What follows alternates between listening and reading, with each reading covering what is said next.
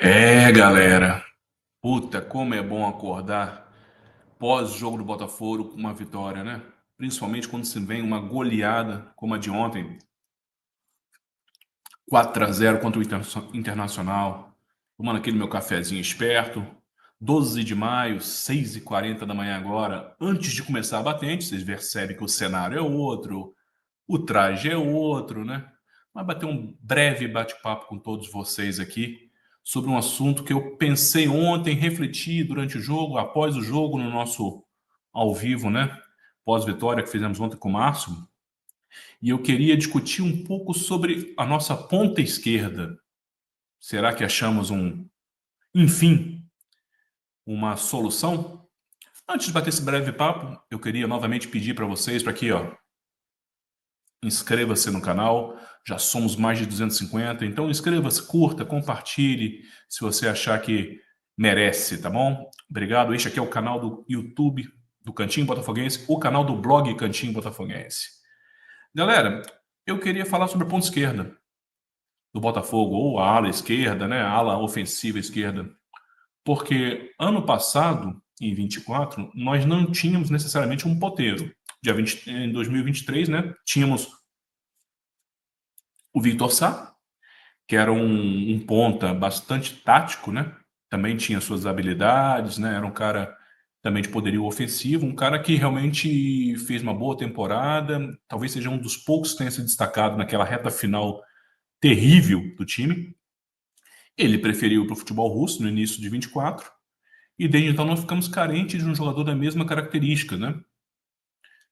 Se bem que a gente nem precisou tanto, afinal de contas, quando você tem um Almada no time, as coisas facilitam demais, né? Por mais que não seja um ponta, seja um meia esquerda, com características bem diferentes, mas o Almada no time, cara, ele supre qualquer necessidade. Pois bem, o ano virou, o Almada, né? Todo mundo já sabia que dificilmente continuaria mais do que 6 meses, e o Botafogo se viu obrigado a ir para o mercado. Até porque o Júnior Santos, que é um ponta-direita, também optou por sair. Poderia ser um quebra-galho temporário, né? E com a saída do Almada, a diretoria começou a ir atrás, a princípio, de jogadores com as mesmas características. Tanto é verdade, né, que foi buscar o Santiago Rodrigues lá na MLS. Dizem, quem acompanha, não é o meu caso, não o conheço, que é um jogador com similaridades técnicas ao Almada, um cara que puxa mais para dentro, um cara mais pensador, não tão ofensivo, não é um cara pela extrema, né? Não é um ponteiro, é mais um meia de criação. A gente está na expectativa ainda, a gente segue acreditando no que falaram e na esperança de que o Santiago realmente estreie pelo Botafogo. Até agora não foi. E para infelicidade, né, se machucou. Enfim, fora isso, o Botafogo, bom, naquele dinheiro que vai para um bolso, para o outro, né, do mesmo dono, ele recontratou o Jefinho, que passou a ser então a primeira esperança para a ponta esquerda, mas até agora também não disse ao que veio. Vivendo também de contusões, as primeiras oportunidades dele agora têm sido pelo lado direito, ou seja, neste caso eu considero um erro do Renato Paiva, mas mesmo pela direita, o Jefinho também não tem mostrado vontade, pelo menos aparentemente, é um cara que parece não querer, é desinteressado, até porque qualidade técnica ele já mostrou um dia que tem. Agora, por que não está rendendo? Isso ninguém sabe. Ele era, a princípio, para início dessa temporada, a esperança paralela ao Santiago Rodrigues. Muita gente falava, inclusive, que o Santiago seria o titular e o Jefinho seria um ponto esquerdo reserva, aquele reserva imediato, um 12º jogador, como muito foi o Júnior Santos em 24, lá pela direita. Até agora, nada. O Botafogo foi e contratou também o Juan Cruz, Juan com W, como diz meu amigo Márcio. Nunca eu tinha ouvido falar dele. O pouco que tinha lido a respeito de torcedores do Vasco e do Santos não tinha sido nada bom. E até o presente momento é o que tem mostrado. Algo nada bom. E, sinceramente, já falei em um vídeo anterior aqui, eu não consigo esperar nada do Juan Cruz. Falavam também que era um atacante com muita facilidade para jogar pela esquerda. Até agora não mostrou ser um atacante e sequer ter facilidade em jogar futebol. Passemos por um outro nome, Elias Manuel. Também não conhecia. Ouvi falar também que era um centroavante com certa facilidade para jogar pelos lados. Porra, desculpa. Mesmo caso do Juan com W, não é atacante, nem tem facilidade para jogar bola, tá? Outra contratação, no mínimo, curiosa do Scout, que eu insisto, tem crédito, o saldo está ainda bastante positivo, mas sempre achei superestimado. Restou, então, a contratação do Natan, um jovem também ex-grêmio, que vem com boas referências de quem o acompanhou na base, até mesmo no início de carreira dele lá no time profissional. É um jogador de seleção de base, o que não quer dizer absolutamente nada. Mesma coisa, ouvi falar que ele era um ponta esquerda, características bem parecidas com a do Jefinho. Até agora chegou machucado também, jogou pouco. Esse ainda merece até um pouco mais de crédito, porque de fato, entre todos, eu acho que foi o que menos teve oportunidade. Mas, até o presente momento, também estou aguardando. Não é garantia de nada. O fato é que, com todos esses nomes, né, supostamente opções para o lado esquerdo, principalmente, nenhum mostrou nada até agora. Eu continuo depositando a esperança no Santiago, pelo que falaram. Bom demais. Não pelo que eu vi, mas até agora não foi. O que aconteceu? Por extrema urgência, necessidade e até mesmo um desespero, o Renato Paiva se viu obrigado, e aí eu até avalio como decisão correta, a optar pelo Cuiabano, né, como fazendo essa ala esquerda, né, essa ponta esquerda, um pouco meia também, porque todas as peças testadas até agora ou estão machucadas ou não comprovaram nada. E o Cuiabano, quem diria, assumiu a posição e parece não ter sentido absolutamente nada a pressão. É só lembrando, né, o Cuiabano ele foi, se não me engano, o último reforço da primeira janela do ano passado, veio também do Grêmio, né? Se eu não me engano, um valor próximo a 7 milhões de reais por 100% dos seus direitos. E à época, quando contratado, o Botafogo não tinha o Telles, ele veio para ser mais uma opção para a lateral esquerda, que naquele momento o Hugo era o titular e o Marçal ainda estava muito instável, alternando com o Hugo.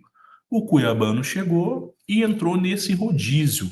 Naturalmente, ele tomou a posição do Hugo, ficou também numa alternância com o Marçal na lateral esquerda, até a chegada do Telles, que veio com gabarito, né, veio com respaldo, né, uma experiência internacional, e no ano passado, sim, jogou uma baita temporada. O final de temporada, o segundo semestre do Botafogo, o Telles foi soberano.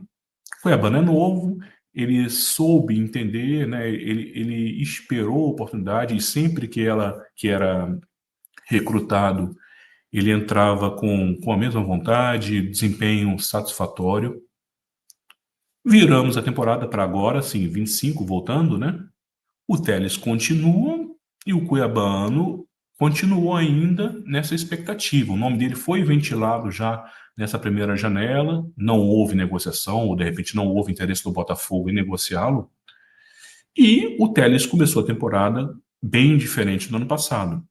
Não, por enquanto, não é aquele Alex Telles de 24. Já o Cuiabano, não. Ele não só manteve a pegada, como cresceu absurdamente. Isso como lateral. Tanto é verdade que me arrisco a dizer que 80% no mínimo da torcida botafoguense passou a exigir a presença do Cuiabano como lateral esquerdo titular. E assim foi.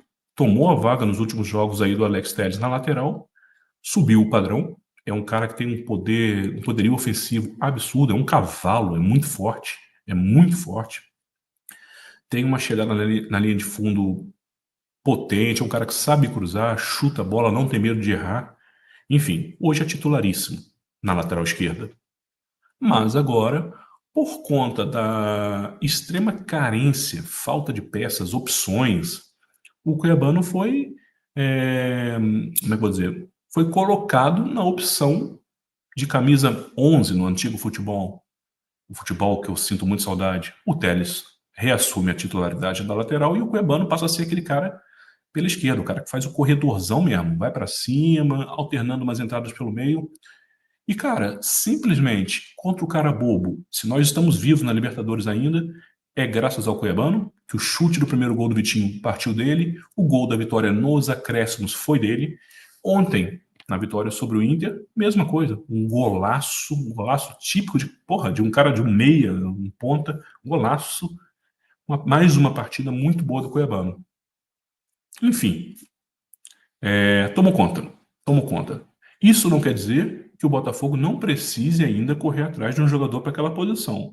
Porque lembremos, o Cuiabano, por mais que já tenha atuado na época do Grêmio também como esse cara mais para frente, um ponta, a posição de origem dele, pelo menos é o que dizem, é lateral. Então ele está quebrando o galho, muito bem, por sinal, mas não é o jogador para essa função. Precisamos de reforço. Continuamos precisando de reforço. E o Cuiabano também já tem um nome novamente especulado na segunda janela, que eu creio virão propostas e certamente o Botafogo vai acabar o vendendo, porque investiu relativamente pouco, um cara que está em destaque absoluto, não vai ficar muito tempo. É jovem, ele certamente tem interesse de fazer a carreira também lá fora. Enfim, pensemos lá na frente, pensemos numa reposição.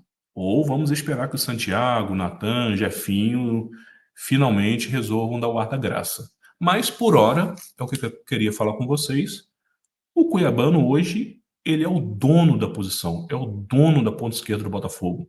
E eu queria saber se você concorda. Cuiabano é o dono da lateral esquerda, da ponta esquerda?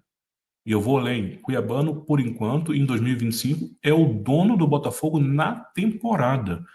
O melhor jogador até agora, 12 de maio, se chama Cuiabano, seja na lateral ou na ponta ou eventualmente na meia. E eu queria saber de vocês aí o que vocês acham. Vocês concordam? Deixa nos comentários aqui, curta, não esqueça de se inscrever, tá bom? Muito importante. E o seu comentário eu vou responder com toda certeza. Eu quero muito entender, ver se vocês também pensam parecido comigo, tá bom? E vamos embora lá que o dia vai começar de verdade. Eu queria deixar a sugestão, né, a dica musical do dia, mais um link que estará aqui no descritivo deste vídeo. É uma banda que eu adoro, chamada Super Suckers. Espero que vocês gostem, rock and roll da pesada. É isso, tá bom? Cuiabano neles. Saudações alvinegras, voltamos a qualquer momento. Um abraço.